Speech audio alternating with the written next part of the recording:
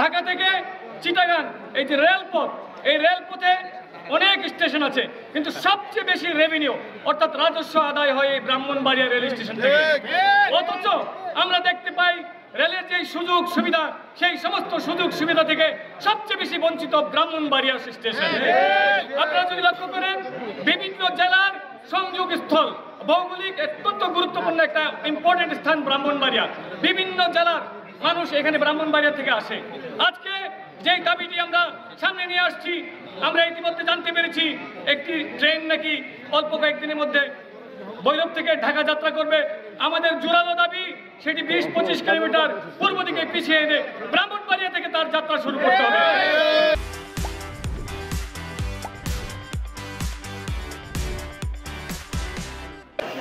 এই ব্রাহ্মণবাড়িয়ার জনগণের প্রাণের দাবি হলো যে কানুনি সহ বিভিন্ন ট্রেন আন্তর্জাতিক ট্রেনগুলো এখানে থামানোর জন্য দাবি দীর্ঘ কয়েক বছর ধরে আমরা করে যাচ্ছি। কিন্তু অত্যন্ত দুঃখের বিষয়, গত সরকারেও তেমন এটা কার্যকর করে না। আর বর্তমান সরকারের সময় উপদেষ্টা মহোদয় সহ যারা সাথে সংযুক্ত রয়েছে, তাদের কাছে আমাদের দাবি যে যে ছোট ট্রেন এখানে থামার দাবি আমাদের রয়েছে, এগুলো অনতিবিলম্বে এখানে থামানো হোক। বিশেষ করে যে একটা দাবি রয়েছে যে ব্রাহ্মণবাড়িয়া থেকে একটি ট্রেন সরাসরি ঢাকায় যাওয়ার জন্য, কারণ ব্রাহ্মণবাড়িয়া এমন একটি স্টেশন যেখান থেকে আশেপাশের জেলা যেমন হবিগঞ্জ, ভৈরব সকল স্তরের মানুষজন এখান থেকে ট্রেনে ওঠে। এই যে দাবিগুলো আমার দাবি নয়, এই দাবি হলো ব্রাহ্মণবাড়িয়াবাসীর দাবি। কিন্তু অত্যন্ত দুঃখের বিষয়, আমাদের বুকের উপর দিয়ে গাড়ি যায়, অথচ আমাদের ব্রাহ্মণবাড়িয়া স্টেশনে গাড়ি থামে না।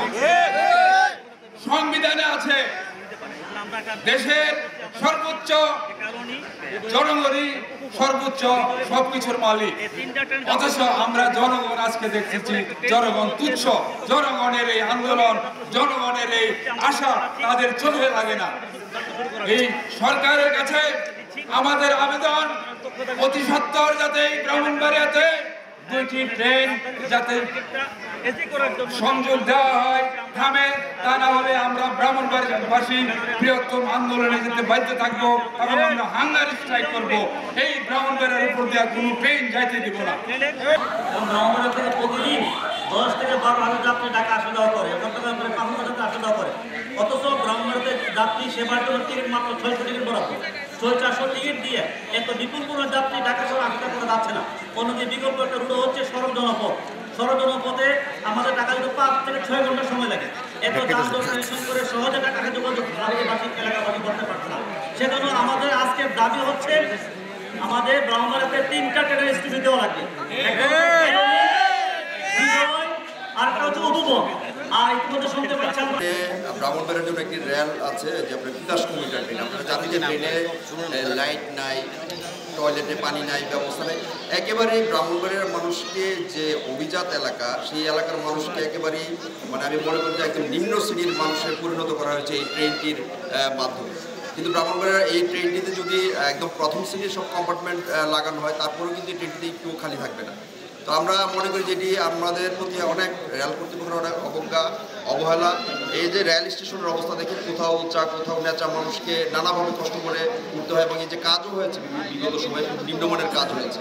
আমি মনে করি রেল স্টেশনকে আধুনিকায়ন, ব্রাহ্মণবাড়িয়ায় সব ব্রাহ্মণবাড়িয়ার উপর দিয়ে চলাচলকারী সকল ট্রেনের এই যাত্রা বিরতি নিশ্চিত করতে হবে। আজকে সকল সামাজিক, সাংস্কৃতিক এবং রাজনৈতিক সংগঠন সমূহ বর্তমান সরকারের কাছে, বিশেষ করে রেল মন্ত্রণালয়ের কাছে এই আবেদন জানাচ্ছে যে ঢাকা থেকে চট্টগ্রাম পর্যন্ত যত আন্তনগর ট্রেন রয়েছে তার মধ্যে চালনি, সোনার বাংলা, বিজয়, উপবন, আরো যে সকল আন্তনগর ট্রেন রয়েছে আমরা সব কয়টাই ব্রাহ্মণবাড়িয়াতে স্টপেজ আহ্বান করছি। এটা আমাদের জোরালো দাবি, ব্রাহ্মণবাড়িয়াবাসী প্রাণীর দাবি। আমরা সরকারকে বারবার বলছি এই নরসিংদী কমিশনটাকে 30 কিলোমিটার মাত্র এগিয়ে দিন, আমরা যেন ব্রাহ্মণবাড়িয়া থেকে এই গাড়িটাতে উঠতে পারি। আমরা শুনছি যে এটা 26 তারিখ থেকে ছাড়বে। আমরা তাদের কাছে আবেদন করেছি যে আমাদেরকে এটা অন্তত ব্রাহ্মণবাড়িয়া থেকে ছাড়ার সুযোগটা তৈরি করে দেন। তারা সেটাও কিন্তু শুনছে না। কেন শুনছে না? তারা অজুহাত হিসেবে বলেছে যে নরসিংদীর লোকজন নাকি সেটা চায় না। আর ভাই নরসিংদীর লোক যদি না চায়, নরসিংদীর লোক তো এমনি বারবার প্রতিটি ট্রেনে কিন্তু তাদের স্টপেজ আছে, তাদের কিন্তু দাবি করতে হয় না, তাদের আন্দোলন করতে হয় না, তাদের রাস্তায় দাঁড়াতে হয় না, তারা তাদের দাবি পেয়ে যায়। আর আমরা রাস্তায় দাঁড়াতে হয়। আপনাদের মনে আছে এই স্টেশনে শহীদ কোনো এই যে এই ইয়েতে ফুটবল ভিতরে নিচে সে শহীদ হয়েছে, সে শহীদ হয়েছে জেলা আন্দোলন করতে গিয়ে। বিক্ষোভকারীদের সাথে গত কয়েকদিন ধরে আমাদের জেলা প্রশাসনের অনেকবারই আলোচনা হয়েছে এবং জেলা প্রশাসনের পক্ষ থেকে বিভিন্ন সময় রেলপথ মন্ত্রণালয়ে যোগাযোগ করা হয়েছে যেন ব্রাহ্মণবাড়িয়াতে কয়েকটা গুরুত্বপূর্ণ ট্রেন, বিশেষ করে কালনী এক্সপ্রেস এবং বিজয় এক্সপ্রেস, এই ট্রেনের একটা করে উপবনের কথাও বলা হয়েছে যেন এখানে একটা যাত্রা বিরতি দেয়। তো সেই জায়গা থেকে এটা সরকারি নীতি নির্ধারণের বিষয়। তবে আমাদের জেলা প্রশাসন চেষ্টা করছে যে কোনোভাবে এই সমস্যাটা সমাধান করা এবং ব্রাহ্মণবাড়িয়া জেলার মানুষের দুর্ভোগের কথা চিন্তা করে এটা উত্থাপন করা হয়েছে। কিন্তু আজকে আমরা দেখলাম যে আমাদের এখানকার নাগরিক সমাজ এবং কয়েকটা রাজনৈতিক দল, সাংস্কৃতিক জোট এক হয়ে এখানে তারা বিক্ষোভ করেছে। আমরা বলেছি যে আপনারা বিক্ষোভ করেন, সমস্যা নাই, দাবি পেশ করেন, সমস্যা নাই, কিন্তু সেটা যেন জনদুর্ভোগের কারণ না হয়। তারা আইনের প্রতি শ্রদ্ধাশীল, সেটা প্রমাণ দিয়ে আজকে এখান থেকে সরে গিয়েছে, কিন্তু আমাদের কাছে দাবি উত্থাপন করে গিয়েছে যে তাদের যে যৌক্তিক দাবিগুলো সেগুলো যেন আমরা উত্থাপন করে মন্ত্রণালয়। এর পাশাপাশি স্টেশনের অবকাঠামো উন্নয়ন সহ আরো কয়েকটা দাবি আছে, সেগুলা আদায়ের জন্য তারা নেমেছিল। আমরা বলেছি যে আমরা সংশ্লিষ্ট কর্তৃপক্ষকে জানিয়ে যেভাবে হোক সমাধানগুলো, এগুলার সমস্যাগুলোর সমাধান করার চেষ্টা করব। এ পর্যন্তই। আশা করি যে আমরা একটা সঠিক সমাধানের দিকে যাব।